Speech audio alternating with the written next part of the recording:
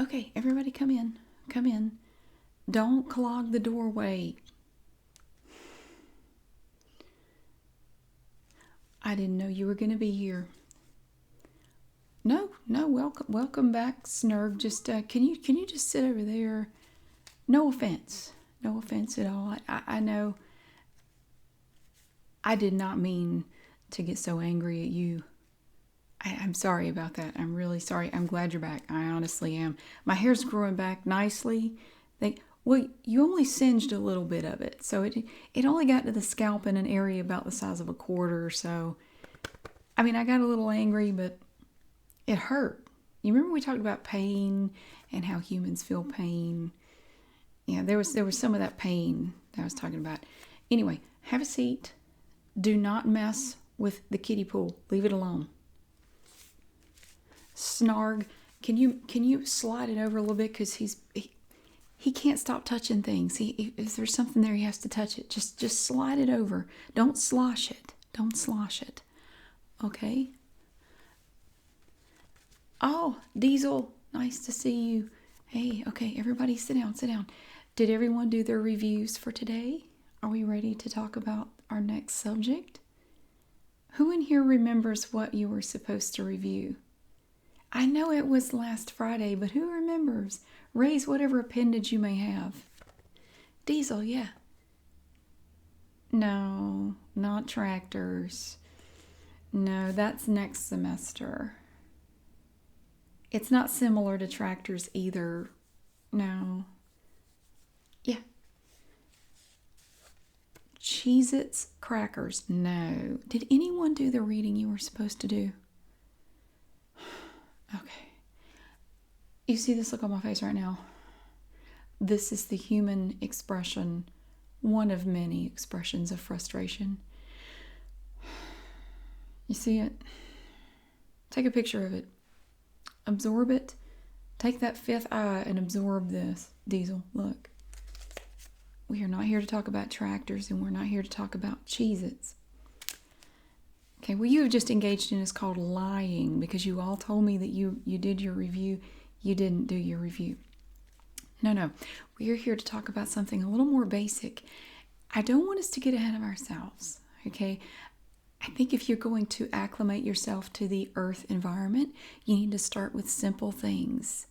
And today we are talking about a simple little thing, the spoon. Has anyone ever seen one of these before? Yeah. Oh, so no, see, I'm thinking if they were shoveling snow off their driveway, it was probably a shovel. Now, I can see where you could confuse a spoon with a shovel. One thing you need to remember, though, is typically a shovel is going to be much larger than a spoon. You see how little this is? Was the shovel that you saw, was it bigger than this? Okay. That's one good way to know that it's probably not a spoon. Now, there are spoons that exist that are large. They're mainly for decorative reasons. No, we don't actually have giants here as far as we know. Humans, anyway, are not typically going to need a spoon even this big most of the time. Yeah, and we're going to get into that. Just hold your questions, okay? Hold them till the end. You don't have to literally hold them. I'm sorry, that is a figure of speech, and we do struggle with those, don't we? When I say hold your questions, I actually mean don't ask any questions right now. Okay? Because there's a good chance that any questions that any of you have about spoons will be answered in these little cards that I've made up for our class today. Okay? Are we all excited about spoons? I know I am. Okay, great. No, put that away. Roll it up, stick it back in your mouth. Good job. Okay. You got a little drool. Right, there you go. Okay. So, first of all, we need a basic definition. What's a spoon? Does anyone know what a spoon is used for? Yeah. Well, not so much. I've never heard of anyone plowing a garden with it. I think you're thinking more along the line of the tractor. that Diesel brought up. But no. How about this? How about I just read the definition to you, okay? A spoon. A spoon is a utensil used for eating, food preparation, and serving. So it mainly centers around what? Not belt buckles. What? Food. Spoons are mainly used in dealing with food. So you're either going to eat the food with a spoon, or you're going to use it to prepare your food, or you could use it to serve the food to someone. Okay? All right, great.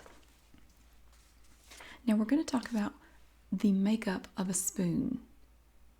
No, you don't put makeup on a spoon. I mean, what is a spoon made of? Now here is a nice example of a spoon.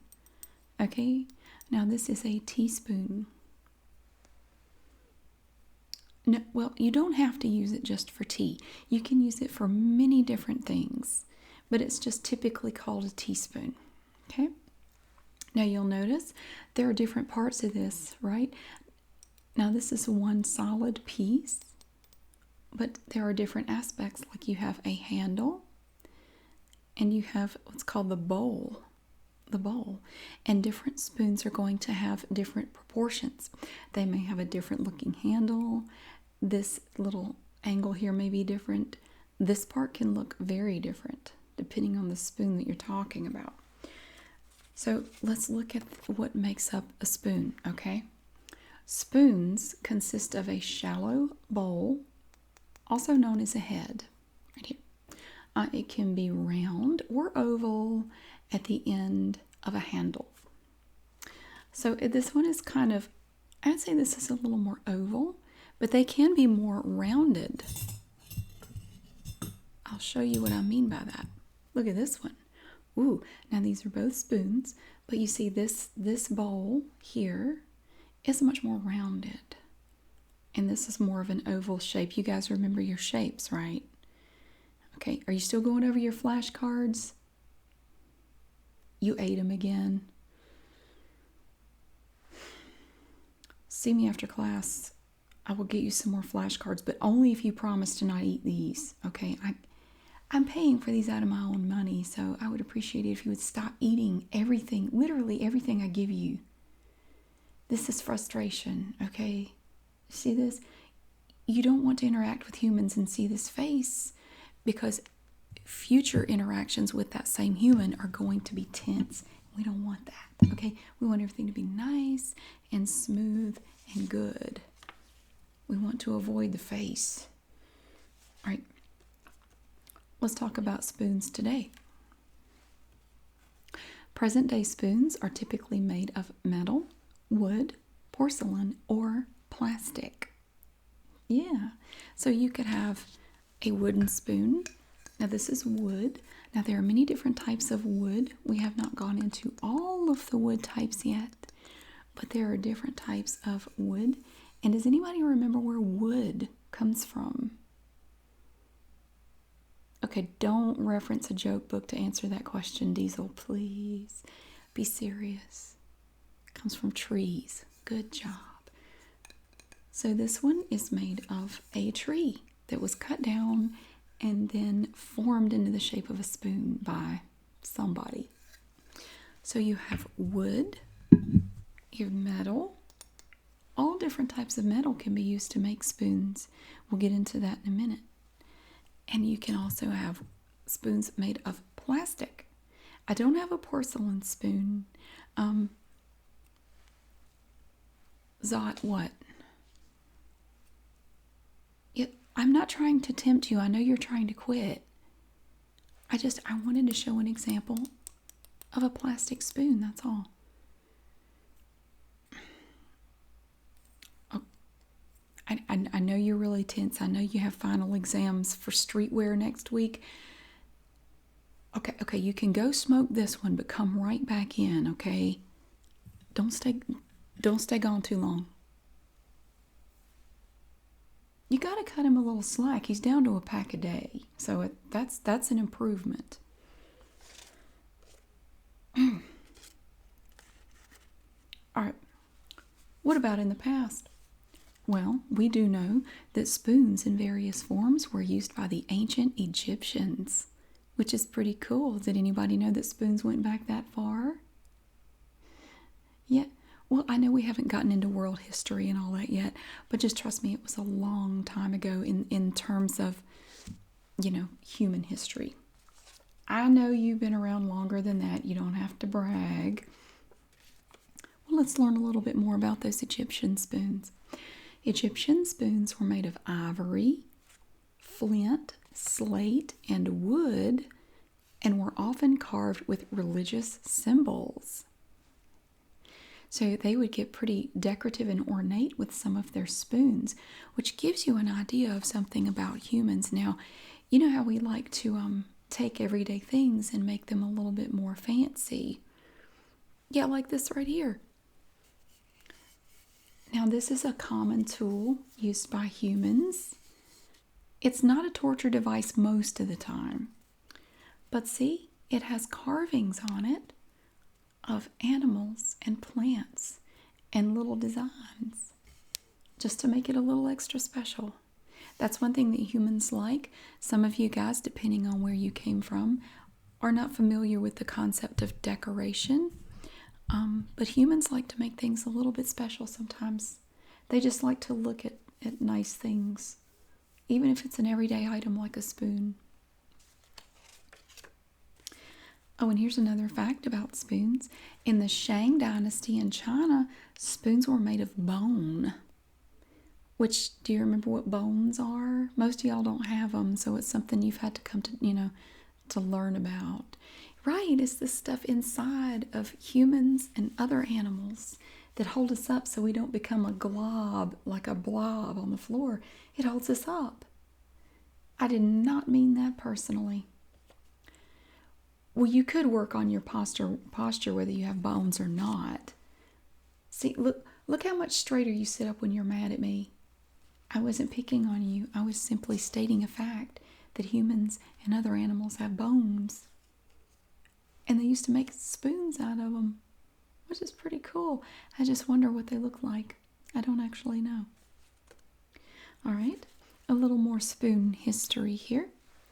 Early bronze spoons in China were designed with a sharp point and may have also been used as cutlery. Now that is a good example of a multi-purpose tool. You know how sometimes you can use something for more than one purpose? Like you the other day, Diesel, you discovered that fire extinguishers are good for putting out fires on the teacher's head and a tasty snack. Kind of the same thing, kind of not. Because sometimes you find a purpose that wasn't really intended. But the early bronze spoons that they designed in China could be used as a spoon and a knife. So if you had a point and maybe a sharpish edge on it, you could use it to cut, or sort of like a fork, just stab things with it. Or each other, depending on how the meal was going. Multi-purpose. Okay. What about other spoons? Spoons in other places. They had spoons in other parts of the world a long time ago. Yeah. Greek and Roman spoons were made mostly of bronze and silver. And the handle usually had a spiked or pointed stem. And again, I'm thinking that was a multi-purpose tool. It wasn't just used as a spoon. They were using it for something else, probably related to eating. So that's pretty interesting. What about medieval spoons? No, not evil like good and evil. It's a time period. Medieval spoons were often made of cow horn or wood, but brass, pewter, and Latin spoons were common in about the 15th century. Latin, let me tell you about that. Latin is a copper alloy, such as brass or bronze. It's another word for it's just an alloy. And they used, back in the medieval times, they used all different kind of things to make spoons. Fortunately, I do not have any cow horn spoons. I do not have access to those. I imagine the cow was probably not very happy about it. More than likely, it was a cow that was slaughtered for food, and then they used the horn of the cow, so they eat it, right? And then they use the horn, they use the cow horns for other stuff. Yeah. But they also had pewter and brass and Latin spoons back in the 15th century. So spoons are not a super modern thing. They've actually been around for quite a while, which is pretty cool.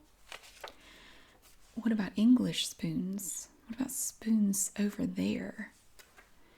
The earliest English reference to a spoon appears to be in a will of 1259. So even in England, they go back pretty far.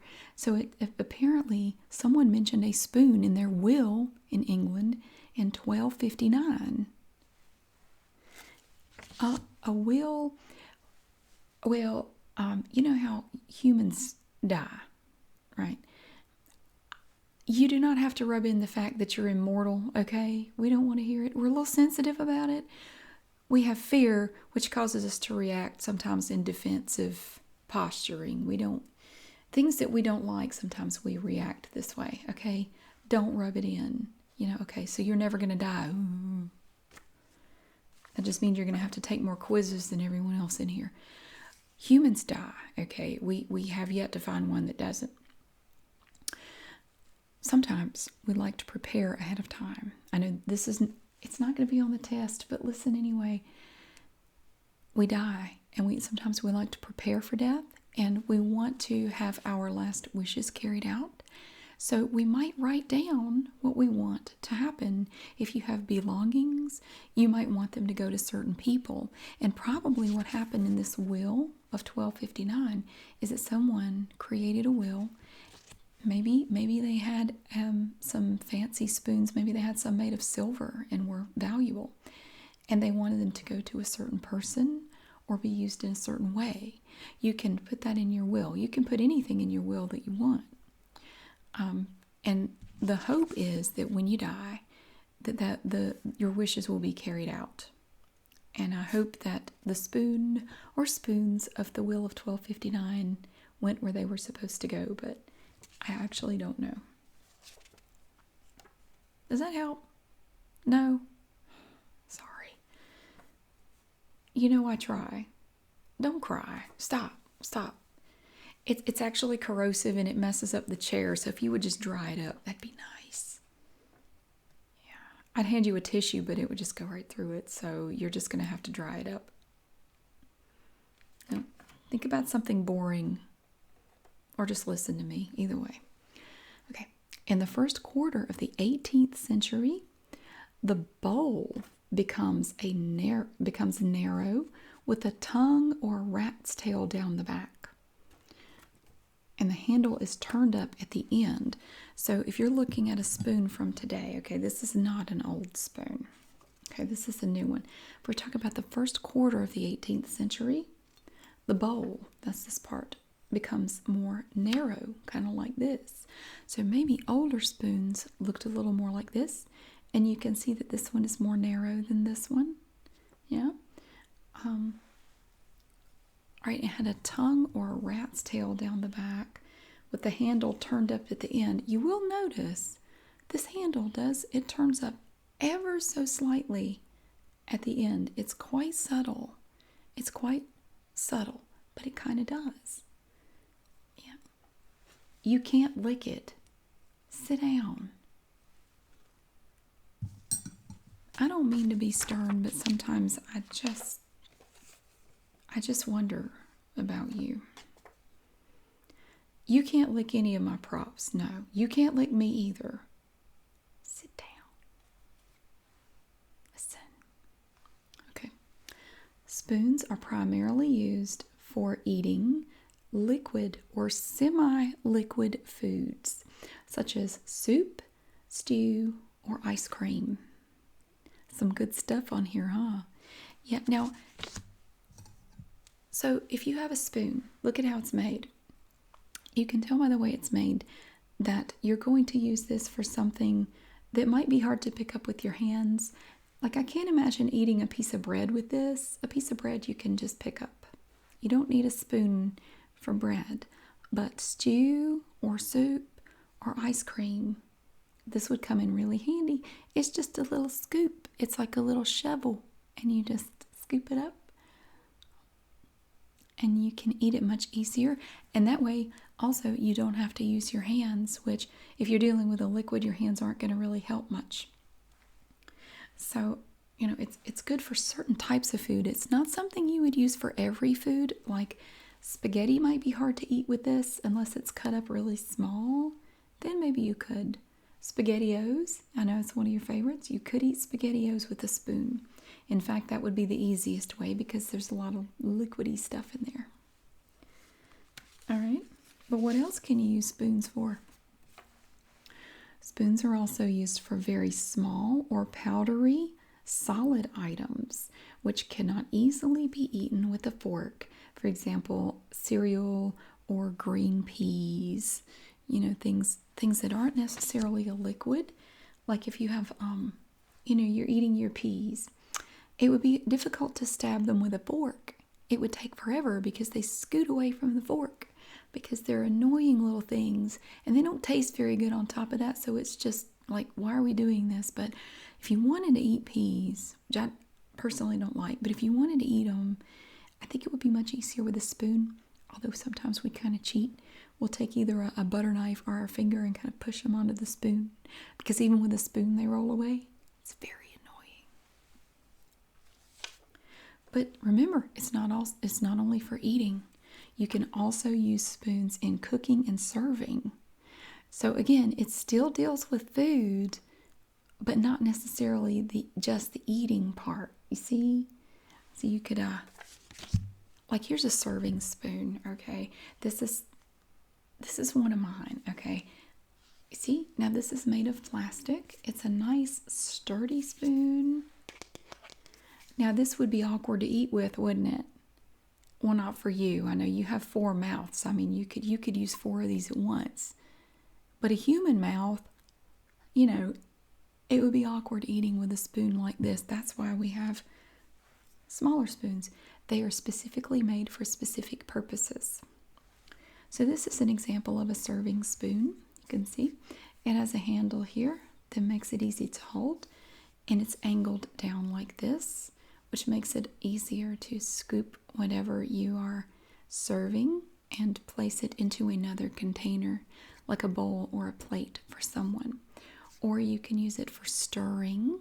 If you're making something and you need to mix it up, you could use a spoon to stir your item, your food, in a bowl or a dish or whatever you're preparing it in. All right, now what about baking? Can you use it in baking?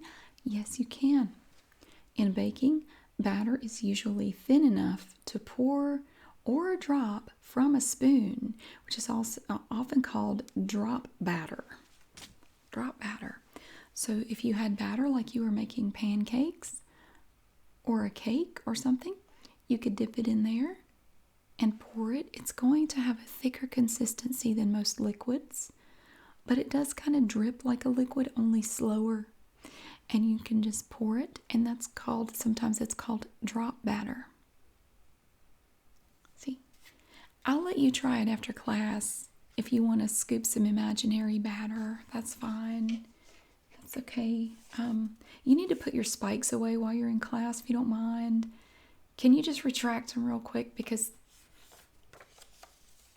it's making Nernie nervous. Look at her. She's quivering over there, and I don't like it when she quivers because sometimes she makes a little mess on the floor. So if you just retract them, I know how you do it. Do it. Do it like, will you do that little thing that looks like a chicken? Thank you. Nernie, are you okay? Can you see? Do you need to come up here? Come on up here next to me. Come on, you're small. Come right here. That's fine. Are you okay?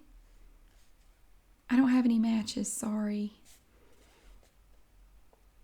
Maybe after class, okay? But we have to go outside to do that, but not now. Speaking of stirring, we're just talking about stirring, mixing stuff. You can use your spoon for stirring all kinds of things, A spoon is passed through a substance with a continued circular movement for the purpose of the following. You are going to stir for different reasons. You may be mixing, blending, dissolving, cooling, or preventing the sticking of the ingredients. So say you're using this spoon, right? And we are mixing up ingredients in a soup. We're going to stick it down into the pot, and we're just going to go in a circular motion. You can go clockwise or counterclockwise. You can even kind of do a zigzag pattern. You can just vary it any way you want to. That's going to help combine and blend everything together. And as the heat comes up from the stove, it's going to stir them and heat everything in there more evenly.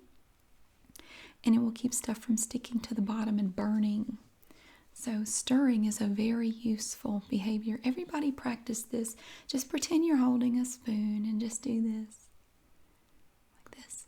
So if you see a human doing this, what are they doing? No, they're not driving. They're not sleeping. I'm starting to think none of you listen to me. Stirring. This is called stirring. And usually it's done in a circular manner, kind of like this. It may be really fast. It may be really slow. It could be any speed. Okay?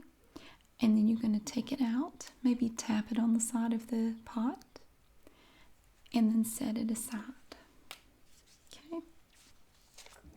But what else can we use spoons for? A spoon can be used to toss ingredients by mixing them lightly until they are well coated with a dressing. So remember we talked about okra when we did our cooking segment? Okra, if you had pieces of cut up okra and you put them down into the cornmeal and flour mixture, you can use a spoon to kind of fluff them and turn them around and coat them on all sides with that flour and cornmeal mixture. So it's not really stirring. You may just scoop them and just kind of lift them up a little bit, scoop them, lift them up, just totally coating them in that mixture. So it can be used to toss ingredients as well, or a salad. Exactly. If you're making a salad, you could use a spoon possibly to kind of lift everything around and just toss it a little bit. All right, for storage. Spoon storage is an important thing because most humans are going to have more than one spoon. They do only have one mouth. Right, but that doesn't mean they only need one spoon. If nothing else, remember, we need different types of spoons, right? We need spoons like this, like you could eat soup with this. Then we have larger spoons like this. This could be a serving spoon. You see how big that is? So if nothing else, you have different types of spoons. And you're going to need somewhere to store all these spoons. Plus, we don't like to wash dishes every single time we use one. So if you have multiple spoons, you don't have to wash dishes every 5 minutes, which is great. For storage. Spoons and knives are sometimes placed in paired knife boxes, ornate wooden containers with a sloping top. They're called knife boxes. And they can have decorations, they can have wood carvings on them. This was in the 18th century. And that is one way to store them, or modern humans today often will store them in a drawer. What room of the house do you think we keep our spoons in? Think about what we use them for. We use them for eating, preparing food. So where would be the logical place to put them? Yeah, Nernie. Not the bathroom. I see where you went with that logic, though. I see that.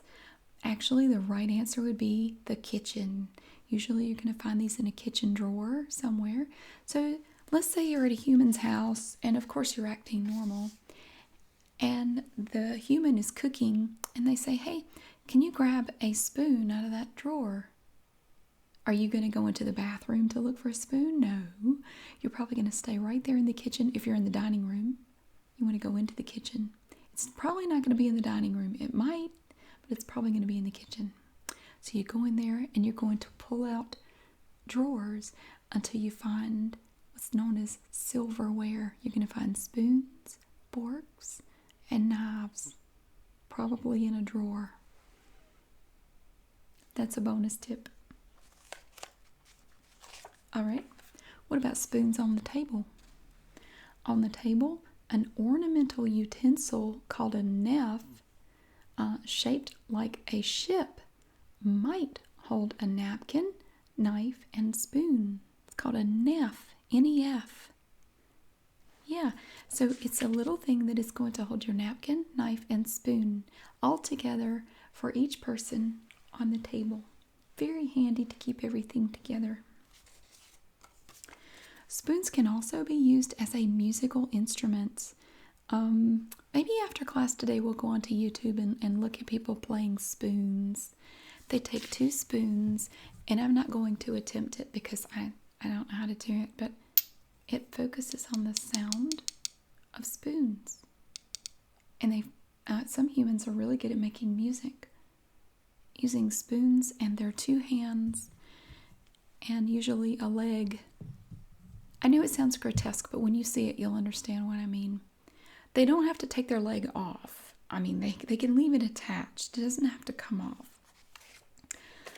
All right, now I know some of you struggle with metaphors. That's okay. It's totally fine. Human beings struggle with them as well sometimes. There is one related to spoons that I thought I would mention while we're talking about it. And that's the term spoon feeding. Has anyone heard the term spoon feeding? Nobody. Okay, that's okay. That's okay. You might hear it, and I don't want you to be confused when you hear it, so I thought we could go over what spoon feeding is. Metaphorically, spoon feeding often means to present something so thoroughly as to preclude the need of independent thought or initiative on the part of the recipients. So that is like feeding you information so thoroughly and wholeheartedly that there is no need for you to think about it or wonder about it or research anything on your own. I am spoon feeding it to you. I am giving you all of it in little doses, but thoroughly. So you don't have to think too hard or wonder about it much. You're being spoon-fed. Also, spoon feeding can refer to the presentation of information in a slanted version with the intent to preclude questioning or revision. So if you run across a human and they're trying to convince you of something, they're going to spoon feed carefully selected information to you to make you see it a certain way. And it can be kind of slanted, subjective, misleading possibly. That's another term for spoon-fed. And a person, a human who is described as spoon-fed, is someone who accepts passively what has been offered in this way. So a spoon-fed person just takes the information in, doesn't question it, doesn't wonder, doesn't challenge it. They just accept it. So the spoon-fed. You can also talk about a spoonful. And a spoonful is just what it sounds like. It's a spoon full. So it's the entire bowl filled with whatever we're talking about, whether it's a liquid or sugar or something like that. A spoonful is the amount of material a spoon contains or can contain, and it is used as a standard unit of measure for volume in cooking. So you're going to hear terms like teaspoon, tablespoon. This would be about 1 teaspoon. And then a tablespoon is more, it's twice this much. Now you may see a souvenir spoon. A souvenir spoon is something that you get in a place. It's not one that you're necessarily going to eat with. It's mainly for looks and sort of a souvenir. So a souvenir spoon generally exists solely as a decorative object commemorating an event, place, or special date. So you did get a souvenir spoon when you landed here. That's right, I forgot about that. The agency gave you a commemorative spoon when you landed, remember? Oh, you ate yours. I cannot get you another one. No, I saw the question formulating up there in your third brain. I can't get you another commemorative spoon. I'm sorry. No. It's one per customer, unfortunately. So, yeah, you just have to remember in your mind and picture it in your memory, and I can't help you. What about the manufacture of spoons? How are spoons made? Does anybody know? They're not made in the spoon store, although that would be remarkably convenient. You have machine-made spoons, mass-produced spoons, like this one. This is one of my spoons. It's just a mass-produced, inexpensive metal spoon, and they're all made basically the same way. Okay, when you're talking about machine-made spoons, you start with a basic square cut, a basic shape cut from a sheet of metal, whatever metal you're working with. That's step 1. Step 2, the bowl, which you remember is this part of the spoon. The bowl is cross-rolled between 2 pressurized rollers to produce a thinner section. So it thins it out. It's pressed under rollers to make it thinner. It squishes the metal out. And then the handle, this is the handle here. Okay. The handle section is also rolled to produce the width needed for the top end. So they roll it to a specific width there, depending on how thick they want the handle to be. And you can look at different spoons. Here's another mass-produced spoon. The handle on this one is thinner. This one is a little thicker than this one. This spoon here is actually older. This is one that belonged to my mother, and she gave it to me. This is a newer spoon. That doesn't really have anything to do with the thickness. You can find thin spoons and thick spoons from all different eras. Okay, so after that, let's see. The blank is cropped to the required shape, and two dies are used to apply the pattern to the blank. Now you'll notice there is a pattern on here. There's a fleur-de-lis on there, and then a flower, and then it alternates the fleur-de-lis and flower all the way down.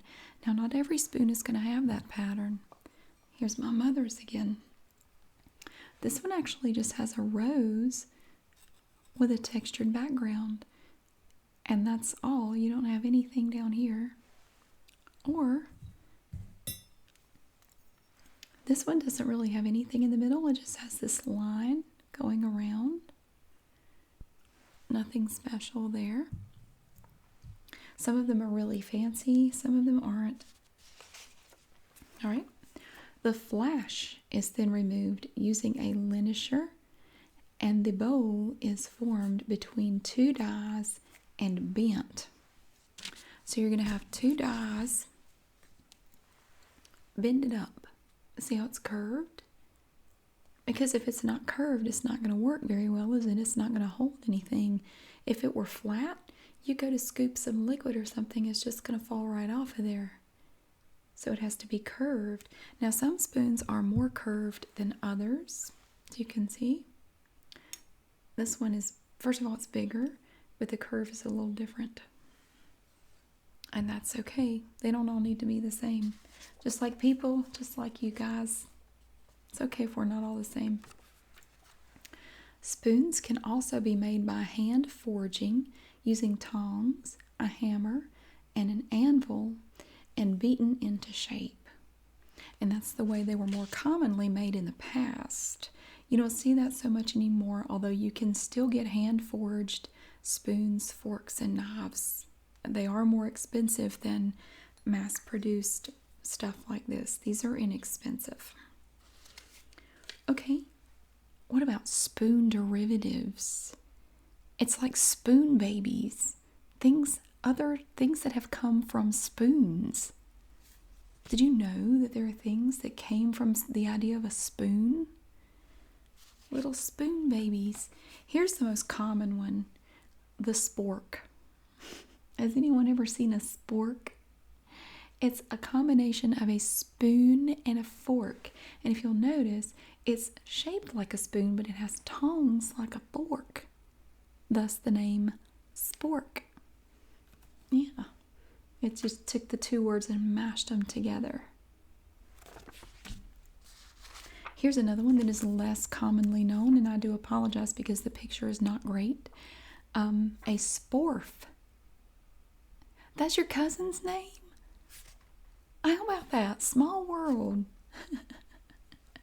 Sporf. Okay, so the sporf is a combination of a spoon and a fork and a knife. Now these are not, like I said, it's not super common, but you're going to have a spoon shape here with the forked little prongs on the end like a spork, but the edge is serrated and a little sharp like a knife. So it takes up the place of a knife, fork, and a spoon. The sporf. I have personally never seen one in real life, but I was really tickled to find a picture of one. But let's look at some pictures of some older spoons. Look at these. These are really something, huh? These are very interesting looking spoons. These are spoons that were engraved in reindeer antler. This Magdalenian, circa 17,000 to 12,000 BCE. So these are super old spoons, and they are carved out of reindeer antler. So they are super duper old. It's pretty cool. So that's that one.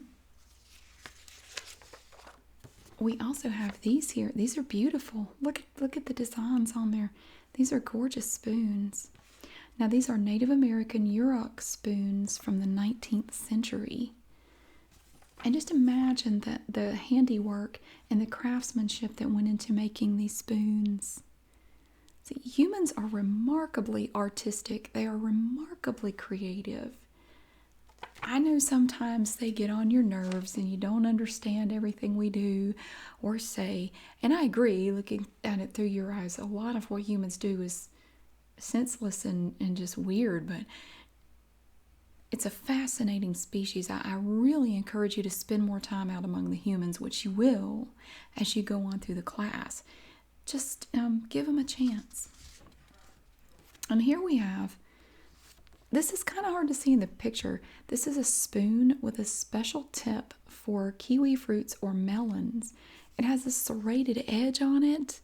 I wish I had one to show you as an example, but I don't. The serrated tip is used for cutting kiwi fruits or melons, and then you use the spoon to eat it. So again, it's kind of a dual purpose sort of thing.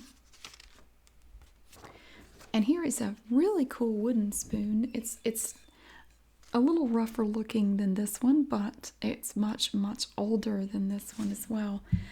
This is a wooden spoon that was found on board the 16th century carrack Mary Rose. So this is a pretty old little spoon here, and it's made of wood. It looks like it's really big too, so I'm thinking maybe that was a serving spoon. It just looks big to me. Oh, these are nice. Here's an example of some of the spoons with the pointy ends on them, like that. These are Roman spoons from the Hoxne hoard, circa 4th to 5th century CE. And these are really pretty too. I think these are nice. Yeah, but they have the pointy end on them. You could use that for stabbing food, almost like a fork, kind of. And here's a specific type of spoon. These are plastic, I believe. These are spoons for a salad, and you see it has the little notch in there. That's for serving salad. You know, you lift it up, and that, I guess, helps kind of hold it a little better. So you have all different types of adaptations for salads and other things. You can get slotted spoons. If you're straining something, they can come in handy. All different kinds.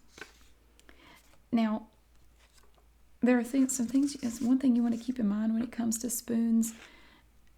Don't try to eat a pregnant woman with one. She may smile at you because she's not really sure what you're about to do, and the moment will be so surreal that she doesn't know how to react, so she simply smiles because she doesn't know what else to do. Sometimes, I'm sure you've all experienced this by now, when you approach a human in a way that they are not prepared for, sometimes the first response is a fear response, which can trigger an involuntary smile. Don't approach a pregnant woman with a spoon, okay? Because they're very protective of their belly, and it's probably not going to end very well. You're not going to get a meal out of it either way, so, put the spoon away and just step away from the pregnant lady. And we need to talk about some stuff that's not spoons, okay? Because some things are not spoons. You're going to run across things on this planet that are not spoons. You need to be prepared. I don't want you to be confused. Now, first of all, we have this thing right here. Looks like this. This is not a spoon, okay? It doesn't even look like a spoon, but believe it or not, I actually had a student try to eat cereal with one of these, and everybody in the diner was staring, and it didn't, it's just, I had to write up paperwork on it. So if you see a human approaching you like this, you might want to run, because sometimes humans, especially moms and grandmas, may try to use one as a weapon. So if you see this, take it as a danger sign and get away. Okay, this is also not a spoon, but I can see where you would think it was. If you looked up here at this part, it looks like a spoon. You're absolutely right. Yes, it does. But it's not. This is a catapult. Now, you can use a spoon as a catapult, but I would not recommend using a catapult as a spoon because it'd be really messy and you'd probably get hurt. This is used to launch things into the air. Now, you can use a spoon to launch things into the air, especially a plastic one, because they have a little give to them. You're sitting at the dinner table, put a little mashed potatoes on there, your brother's sitting beside you. Flick it on the side of his face. Get it in his ear. That's a bonus point.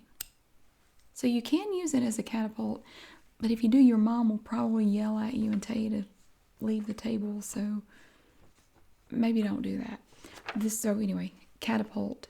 A catapult is not a spoon. Don't try to eat with it. Okay. This man is Mike Berry. Mike Berry played Bert Spooner on Are You Being Served, the British TV show.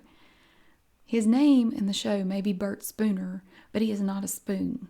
Okay, he's a singer and an actor. Don't try to eat with him either. He probably wouldn't like it. He may or may not be deceased. I actually don't know right offhand. But you can't eat with him. I mean, I guess you could sit beside him and eat, but you can't use him as an instrument for eating. Even though his name on the show was Spooner, he's not a spoon. I think this one can be very confusing for those of you who like to go outside. If you go to, you remember we talked about playgrounds, and it has the little small earthlings on it, the young ones. You may see something like this, and sometimes, there are kids on it right now, but it may look like a double-sided spoon. I totally get that. I get it. It's not. It's called a seesaw, and you can't eat with this. You can't eat the things that are on it either. We really frown upon you guys eating people. So, just if you could just not do that, that'd be excellent. Especially the little ones. They may look like a fun size Snickers bar, but they look like a little snack, a little candy bar for a snack. They're not. don't eat them. Okay? But the thing they're sitting on is not a spoon. It's not an instrument for eating or serving or preparing food. This is just something that you sit on. Yes, I know it looks weird. They just go up and down. I know, that's all they do. But it's a lot of fun to use a seesaw. Just trust me on that one. But don't try to eat with it, though. All right, now I have a little quiz for you. Nerdy, is this a spoon? No, it's not. It's actually not. Did the leaf throw you off because it's kind of a spoon shape? Yeah, it's not. Smell it. Oh, sorry. I forgot you're allergic to plants. Oh, I'm really sorry about that open sore. I can't do anything about it right now. We'll send you to the nurse's office when we get done. Just don't touch anybody. I'm really sorry. What about this? Is this a spoon? Notice it has these prongs. It has tines. They make a sound. Is this a spoon? No, it's not a spoon. This was an easy one. You were supposed to get this. Here's a spoon. Do they look the same to you? Use your good eye. Tuck that one away. Use your good eye. Look at them again. There you go. No, it is not a spoon. Does anybody know what this is? It's a fork. What did you think I was going to say? You've already had your profanity class. Okay, well, it's only funny to you because nobody else in here has taken it yet. Okay? Don't rub it in that you're advanced. Fork. That is not one of your words. You need to review your words if you think it is. That's not what I'm saying. This is a fork. Also used for eating and maybe for food preparation. Okay, and one last thing. Is this a spoon? How much luck do you think I would have if I tried to eat cereal with this? Do you think I'd be able to eat much cereal using this? How do you think I would do with soup? Would I be able to eat soup with this? Probably not, because see, it's flat and it's going to run off the sides. This is a butter knife. It's a little butter knife. It's not super sharp. It has some little tiny ridges on it. Nothing serious. It's just a little butter knife for spreading butter on your toast or whatever. I actually used one the other night to put some butter on some corn on the cob because I didn't have anything better to spread it with. And it doesn't work great for that, but it will do in a pinch. So this is not a spoon. This is a butter knife. And that is going to conclude our class for the day. I really hope that this was helpful. I really do. I want you guys to be able to go out there in the world successfully and to have a good, happy life as a human. But there are so many little things you have to learn first, and it's my job to make sure you learn them all. Okay? Nerdy, I'm going to take you to the nurse's office now, okay? I'm going to get you some flashcards. Stay here. If you would clean up that slime on the floor, I'd appreciate that. If you could just, lick it up before I get back, I'm going to take her. And I hope the rest of you guys have a great day. And I'll see you again next time.